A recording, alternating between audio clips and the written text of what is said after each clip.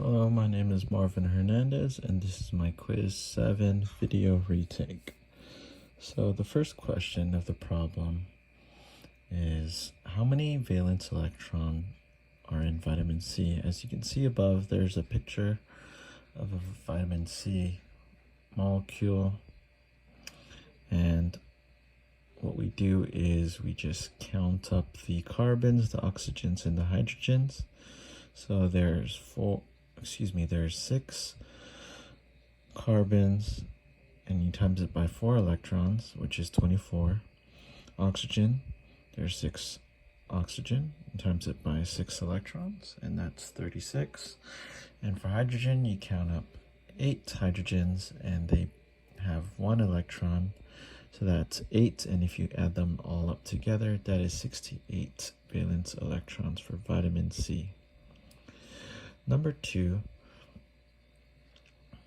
use the valence electrons to complete the above structure so that every atom has 0 formal charges.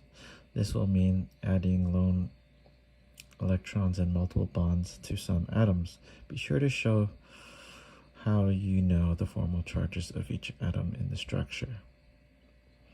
So number 2 is outlined in this diagram here, and I made some rules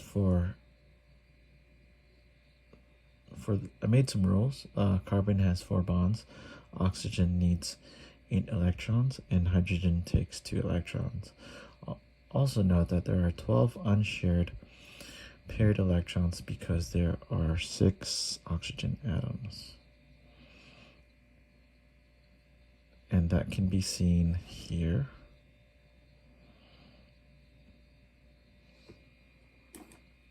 There are 12 unshared paired electrons, which is here, here, here, here, here, and here. And they're all surrounded by the oxygen atom. And for carbon, they all need 4 bonds, which carbon 4 and 5 and 6 don't have. So we put a double bond there.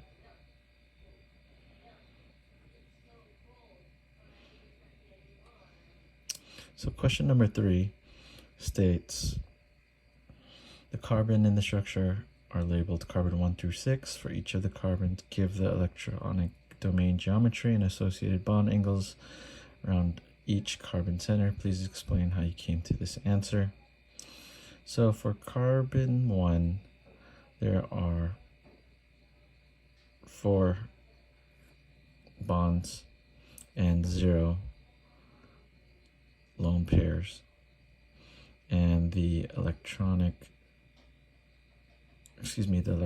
domain geometry is tetrahedral, and the bond angle is 109.5, and that is sp3 hybridized. How I got this answer was by referencing the electron geometry domain sheet.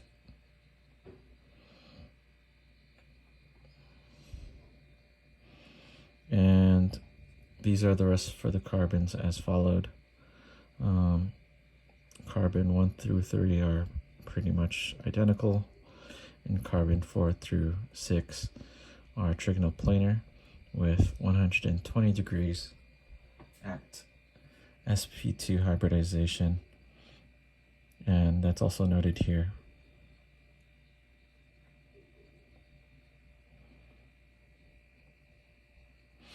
Using the orbital, so number 4, using the orbital theory, describe the carbon-oxygen bond circled in red. Be sure to explain the type of overlap of the pi bonds and the sigma bonds. And for number 5, use the hybrid orbital theory describing the carbon-carbon bond, boxed in the blue. And this is the diagram here, but referencing that I made the sigma and pi bonds here. So for the red circled oxygen and carbon bond, that is a sigma bond. For the second circled carbon oxygen bond, it is a sigma and pi bond because of the double bonds here. And for the blue carbon to carbon bonds, it is a sigma bond. And for the second blue carbon to carbon bond, it is a sigma and pi bond because of the double bonds. So altogether, there are 20 sigma bonds and 2 pi bonds. Sigma and pi bonds are indicated in the picture above, with the green as sigma and blue as sigma and pi. So for number 6, if you have a solution which contains vitamin C and add baking soda to the chemical reaction takes place, which produces gaseous carbon dioxide and liquid water according to the following reaction. If 5 grams of baking soda were reacted in the presence of excess absorbic acid, and the gas produced was collected over water at 23 degrees Celsius, and the final pressure was 471.2 torrs, given the vapor pressure of water of 23 degrees is 21.1 torrs.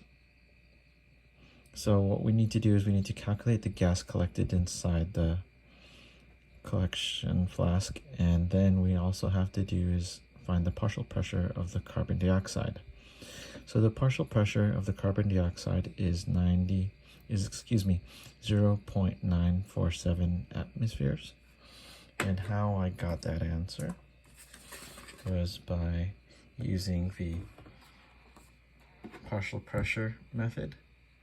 So we have the 741.2 torrs, and we're looking for the partial pressure, and we also have 21.1 torrs.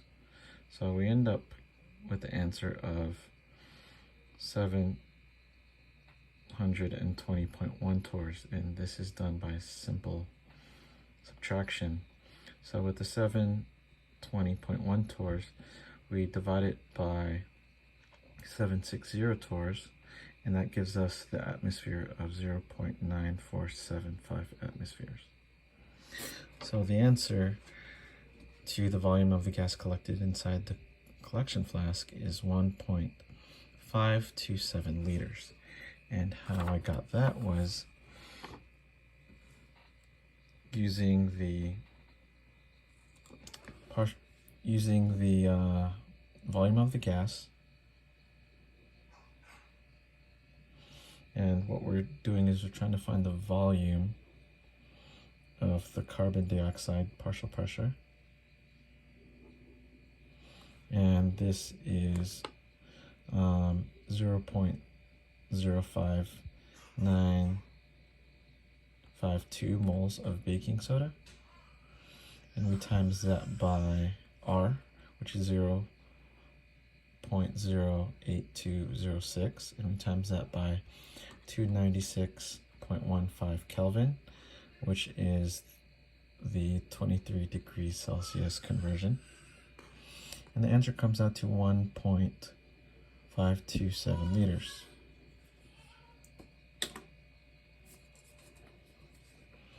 So in B, the gas inside the collection flask is removed with a syringe, and the gas is stored inside a syringe with a movable piston. Remember that the gas contains both carbon dioxide and water vapors.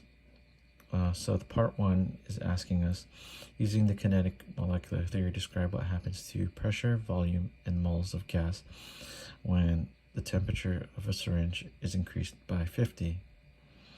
So what happens is that the pressure goes up and the volume goes down, and the moles, they stay the same. In part 2, do both gases have the same average kinetic energy? No, they don't, because they do not have the same kinetic energy. So they wouldn't have the same average kinetic energy. And the temperature is directly related to kinetic energy of the gas molecule. In part 3, do both gases have the same average kinetic molecular speed? No, the gases don't have the same average molecular speed, because with more kinetic energy means more molecules, which means they move faster, making more collisions with the syringe in the container per time, increasing the pressure. And here's the equation for kinetic energy. Thank you.